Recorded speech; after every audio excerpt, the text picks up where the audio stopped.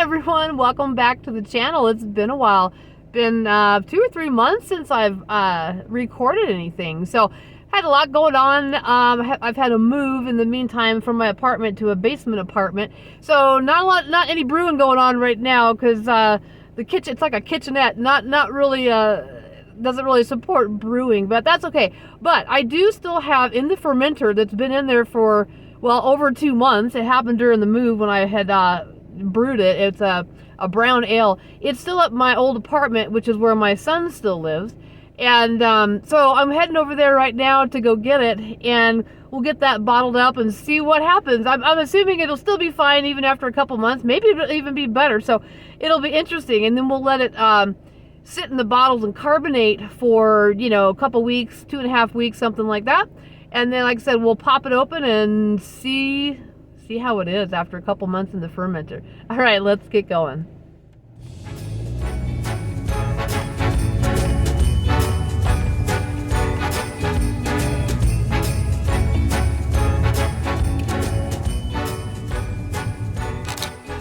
Okay, made it back from my old apartment. I've got, here is that brown ale. So here's my 1 gallon fermenter, right? So here's the airlock on top, so that you just put like sterile water in there so that it will bubble away over here. Usually it takes, about 2-3 weeks for it to ferment. Well, this was ready to bottle, probably about 3 months ago, you guys. And anyways, I ended up in the middle of a move. As you can see, my backdrop is different. I'm now in a different apartment, a basement apartment, which is great. I love it. So I don't know how much brewing I'm going to be able to do down here. I just have like a little kitchenette, and I'll show you what I cook on is just one of these little single electric burners. And so even though I do 1 gallon batches, I don't think I could control it well enough to actually brew. And then I have an Instapot and a hot air fryer. So I mean, as far as cooking goes, I am set up here. So anyways, we'll see. So we'll end up bottling this. And, I had to make the ride over here. So I'm going to let this settle probably for a couple days. That yeast, you can see kind of the yeast cake there at the bottom. But I'm going to let those particles of yeast, I'm going to let those settle before I go to bottle it. So I'm thinking that could be another video at least, bottling that brown ale.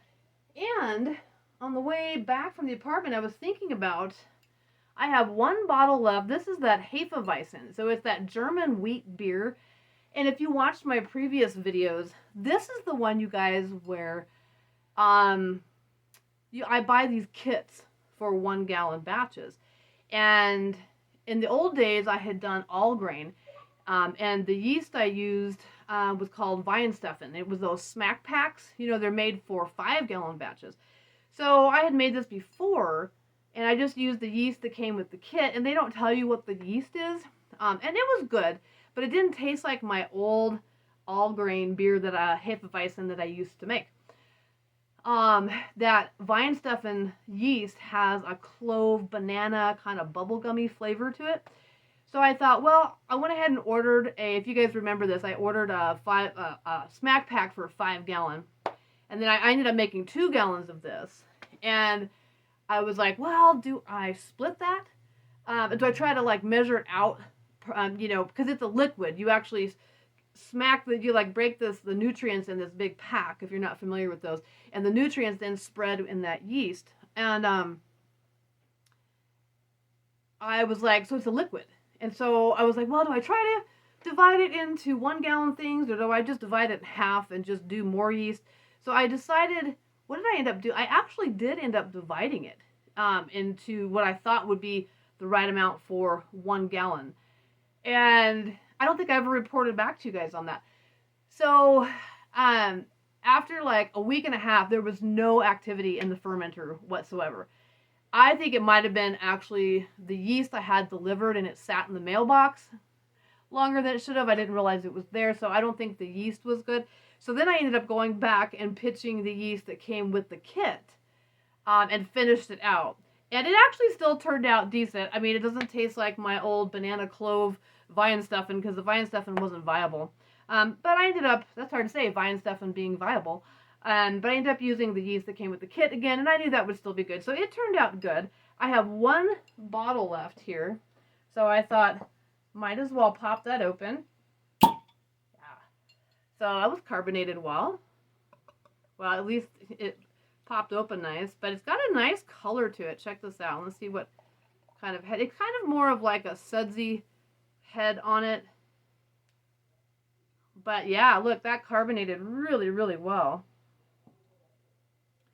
Let's see if we can get some light through it or not. Yeah, so it's kind of that nice amber. It looks like a nice amber color to me. And it turned out really well.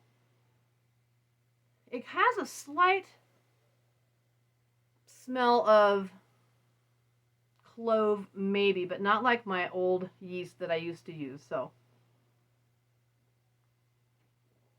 cheers. But it ended up being a nice beer. But that's my last bottle of that. Now, I do have a kit left, and I don't think I brought it here with me, of stout. But I don't know, I think it's a milk stout. And so I may have to find a friend's house or somebody that'll let me brew in their kitchen so I can at least get that kit, because I hate to waste that. It's a sin to waste beer, right? Or to waste kits. And the kits will last for a while. Especially if you take the yeast packets and put them in the refrigerator, the yeast will actually last for a really long time. So yeah, so that is it. It's good to see everybody again. Happy holidays to everybody. We're almost coming up on Christmas here. And so we'll do another video on bottling it probably. That'll just be a quick one. I'm trying to come up with some other things to do. I may do some cooking videos, some walking videos. I live in Loveland, Colorado, as some of you guys know, but they have a winter wonder lights every year with a big light display like a lot of towns do. And I may go out and record that. I'm experimenting with going live on Twitter Live. I used to, I did used to do live broadcasts on Periscope, if you guys remember Periscope. That went away. And then there was a company called Haps that I went for a while doing live broadcasts. They went away. Long story with that one. So Twitter Live is it's like Periscope, because Twitter owned Periscope. But I don't know if the reception is going to be real great. So I might try that. I'll make a video for sure of the Winter Wonderlights. And we'll see if I can do a live broadcast on Twitter Live as well. My Twitter is, what am I? TL Warner 69. No, I think it's TL Darby 69. That's my Twitter handle. I'm pretty sure. I'm not a big Twitter person. TL Darby 69. So I think that's what it is. If you're interested in following me on Twitter, I'm just Darby Jones on Instagram, all lowercase. No, I don't think no space in the middle. I haven't done the Instagram stuff for a while because my old phone died, which had a better camera on it. I like to take a lot of pictures outdoors, nature stuff. So anyway, stay tuned. I've had a lot going on. Like I said, it's been about 2-3 months since I've been on here, but I'm hoping to get back into posting some videos. So anyways, I hope you're all doing great. Take care of yourselves, take care of each other, and take care of Mother Earth. I'll see you on the next one. Bye. Cheers.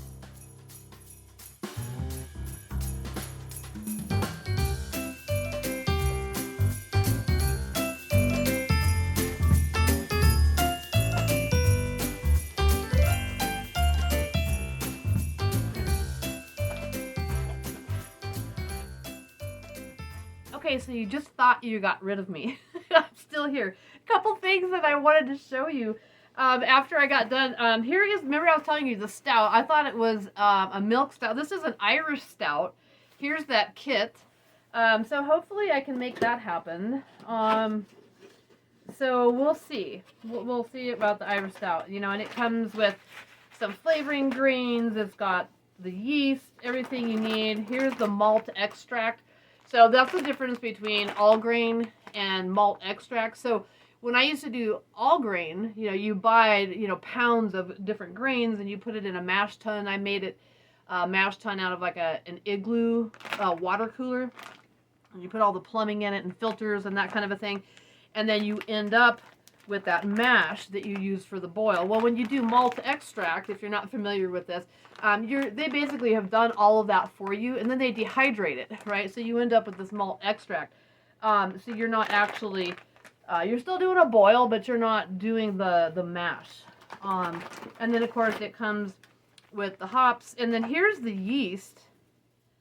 It just says Platinum Beer Yeast Standard Ale. So that's what I was saying with that Hefeweizen.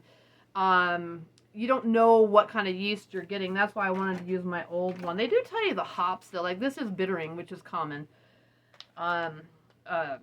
Goldings, I mean. It's a bittering hops, but this is Goldings. So anyways, it was an Irish stout. And then I wanted to mention, I never mention what the ABV is on my beer, and there's a reason for that. So when you're brewing beer, if you want to figure out the ABV, then you have to take out some beer. And I have a hydrometer here, and the hydrometer will float, okay? And then you do a reading on there and some calculations. I use an app for that.